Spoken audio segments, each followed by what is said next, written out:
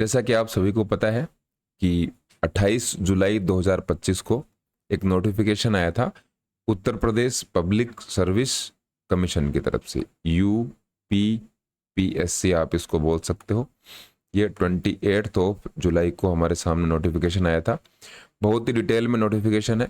इसी नोटिफिकेशन में आपको एक तो वैकेंसीज के बारे में पता लग जाएगा, दूसरा इनका सिलेबस क्या है उसके बारे में भी यहाँ पर इस नोटिफिकेशन के अंदर जानकारी है। सबसे पहले बात करें तो आपके फॉर्म जो स्टार्ट हैं वो कब हो गए थे, तो जिस दिन नोटिफिकेशन आया उसी दिन ये फॉर्म आपके स्टार्ट हो गए 28 जुलाई से।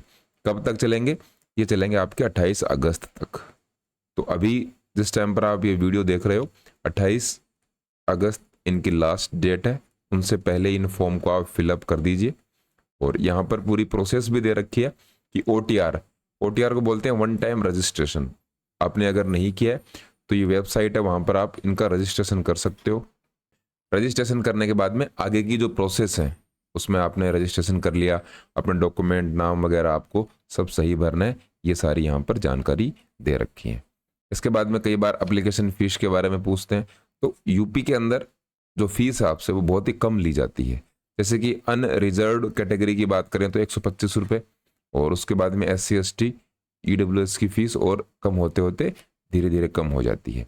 यूपी में एक और बेनिफिट है, यहाँ पर अगर पे स्केल की बात करें तो सेकंड ग्रेड की वैकेंसी होती है TGT। यहाँ पर आपको पहले दिन से ही 44,900 बेसिक पे के ऊपर अपॉइंट किया जाता है, और प्रोबेशन वगैरह कुछ नहीं होता। जैसे कि आप देखते हो राजस्थान है, गुजरात है, यहाँ पर प्रोबेशन होता है। प्रोबेशन में आपको सैलरी कम दी जाती है। राजस्थान में 2 साल का है और गुजरात में 5 साल का है। यूपी एक ऐसे स्टेट हमें देखने को मिलता है जहाँ पर आपको पहले दिन से पूरी सैलरी मिलती है, और ये सैलरी आपको सेंट्रल गवर्नमेंट के जो नॉर्म्स हैं उनके अकॉर्डिंग दी जाती है। सेंट्रल गवर्नमेंट में भी 44,900 से स्टार्टिंग होती है और 4600 ग्रेड पे लेवल 7 की ये बहुत ही शानदार जॉब है। इसके बाद में और यहाँ पर हमारे लिए क्या इंपॉर्टेंट है ये देख सकते हो। असिस्टेंट टीचर मेल और फीमेल, जो फिजिकल एजुकेशन हमारा सब्जेक्ट है उसकी बात करें तो आपके पास सबसे पहले तो अगर क्वालिफिकेशन की बात करें तो ग्रेजुएशन की डिग्री होनी चाहिए, कोई भी जो यूनिवर्सिटी है उससे रिकॉग्नाइज। इसके साथ साथ आपने अगर BPED किया है और BPE भी किया है वो भी एलिजिबल होंगे। बहुत सारी वैकेंसीज में हम देखते हैं कि बैचलर ऑफ फिजिकल एजुकेशन, ये तो BPE की डिग्री है, इसको कई बार नहीं मानते हैं। तो यहाँ पर यूपी में अगर आपने BPED के साथ साथ BPE भी किया है, साथ साथ की जरूरत नहीं है, आपने BPE किया है या फिर BPED किया है, दोनों डिग्रियों को माना जाएगा। दोनों ही डिग्री है वो NCT से अप्रूव्ड होनी चाहिए, जो कि होती हैं आपने अगर सही कॉलेज से आपने डिग्री ली है तो। इसके बाद में एज के बारे में कई बार पूछा जाता है, तो एज क्राइटेरिया यहाँ पर 21 साल आपका मिनिमम रखा गया है और 40 साल तक आप इसको अप्लाई कर सकते हो। उसके बाद में थोड़ा बहुत रिलैक्सेशन जैसे कि कैटेगरी वाइज है वो मिलता है। और यहाँ पर हमारे लिए क्या इंपॉर्टेंट है ये यहाँ पर देख सकते हो, ये आपका एग्जाम का एक पैटर्न दे रखा है। यहाँ पर जो नेगेटिव मार्किंग है वो आपकी रहेगी 1/3, यहाँ पर दे भी रखा है। Wrong answer has been given by the candidate 1/3, 0.33 of marks आपके काट लिए जाएंगे। 1/3 आजकल लगभग यही स्टैंडर्ड चल रहा है। इसके बाद में मिनिमम क्वालिफिकेशन का जो क्राइटेरिया है वो भी यहाँ पर डिसाइड कर रखा है। जैसे कि SC ST के जो कैंडिडेट्स हैं उनके कम से कम 35% मार्क्स आने चाहिए। 35% से कम आपके मार्क्स आते हैं तो आपको डिस्क्वालीफाई कर दिया जाएगा, आपके पेपर चेक नहीं होंगे। और अगर आप रिजर्व्ड कैटेगरी के अलावा बात करते हो, अनरिजर्व्ड कैटेगरी जिसको हम जनरल कैटेगरी बोलते हैं, उनके लिए ये 40% है।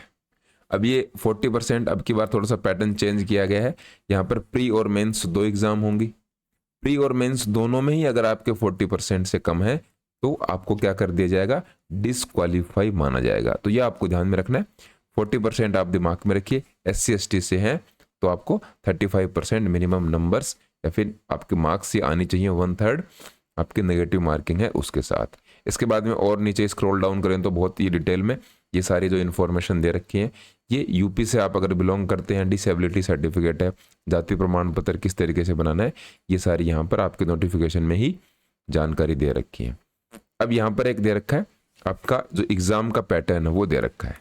एग्जाम पैटर्न अब की बार थोड़ा सा चेंज हुआ है, उसको थोड़ा सा आप तरीके से देख लीजिए, क्योंकि इसी पे पूरा डिपेंड रहेगा आपकी पूरी वैकेंसी। प्रथम चरण प्रारंभिक परीक्षा, जिसको आप प्रीलिमिनरी या फिर प्री एग्जाम बोलते हो, उसमें आपका एक पेपर होगा।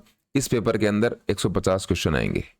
150 में से 30 जो क्वेश्चन है, 30 क्वेश्चन सामान्य अध्ययन के आएंगे और 120 क्वेश्चन आएंगे आपके सब्जेक्ट के। इस तरीके से 30 प्लस 120 मिलकर टोटल 150 क्वेश्चंस आपके बनते हैं। हर एक क्वेश्चन रहेगा 2 मार्क्स का। इस तरीके से टोटल आपका 300 नंबर का ये पेपर रहेगा। टाइमिंग की बात करें तो 2 घंटे का टाइम आपको दिया जाएगा, या फिर आप कह सकते हो 120 मिनट में आपको 150 क्वेश्चन करने हैं। एक और बात यहाँ पर दे रखी है, प्रथम चरण की जो वस्तुनिष्ठ प्रारंभिक परीक्षा है, उसमें उत्तीर्ण अभ्यर्थी ही नियमानुसार द्वितीय चरण की परीक्षा में सम्मिलित होंगे। मतलब क्या है, 40% या फिर जो कैटेगरी वाइज 35% है, उनके जो नंबर आते हैं वही मेंस एग्जाम में या फिर रिटन एग्जाम में आगे क्वालिफाई कर पाएंगे। इस बात का आप सभी को ध्यान रखना है। अब इसके बाद में जो आपकी मेन एग्जाम है, मुख्य परीक्षा है, इसमें भी आपका एक ही पेपर होगा। टोटल इसमें 20 क्वेश्चन आपको देखने मिलेंगे। 20 क्वेश्चन में पार्ट ए और बी, पार्ट ए में 10 क्वेश्चन और पार्ट बी में 10 क्वेश्चन। कैसे कैसे होंगे 10 क्वेश्चन, इनको आप समझिए।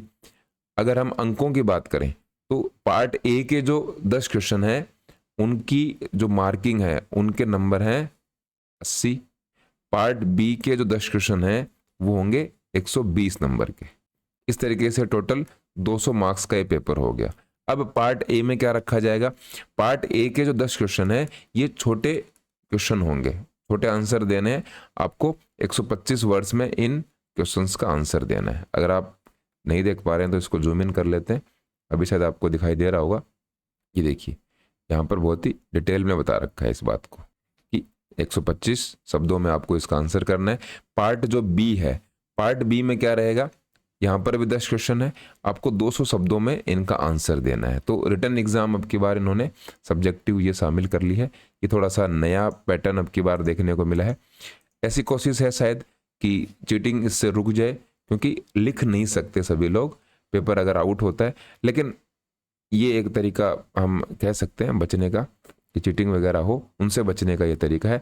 तो आपके लिए पेपर 1 और 2, पेपर 1 है वो है आपका ऑब्जेक्टिव और पेपर 2 आपका होगा सब्जेक्टिव। मतलब यहाँ पर आपको रिटन लिखना पड़ेगा, ऑब्जेक्टिव में आपको एमसीक्यूज मिलेंगे। इस तरीके से ये पूरा एक एग्जाम का पैटर्न है। इसके बाद में हम अगर नेक्स्ट देखें हमारे लिए क्या इंपॉर्टेंट है, तो यहाँ पर अगर स्क्रॉल डाउन करते हैं तो सिलेबस की बात कर लेते हैं। तो सिलेबस तो बहुत ज़्यादा चेंज नहीं किया इन लोगों ने, सिलेबस वही सेम रखा है जो पहले था, जिसको हम बहुत सालों से पढ़ते भी आए हैं। ये रहा फिजिकल एजुकेशन का सिलेबस। पहली जो यूनिट है वो है principle and history of physical education. ये सभी बातें हम कई बार पढ़ चुके हैं। दूसरा है साइकोलॉजी इन फिजिकल एजुकेशन। तीसरा organisation and supervision in physical education. चौथी यूनिट एनाटॉमी की है। 5वीं kinesiology, sports medicine, health education, sports theory, उनके रूल्स, स्पोर्ट्स ट्रेनिंग और टेस्ट एंड मेजरमेंट। ये 10 की 10 यूनिट अभी 5 अगस्त को स्पोर्ट्स इंजीनियर एप्लीकेशन पर यूपीटीजीटी का नया कोर्स लॉन्च हो रहा है।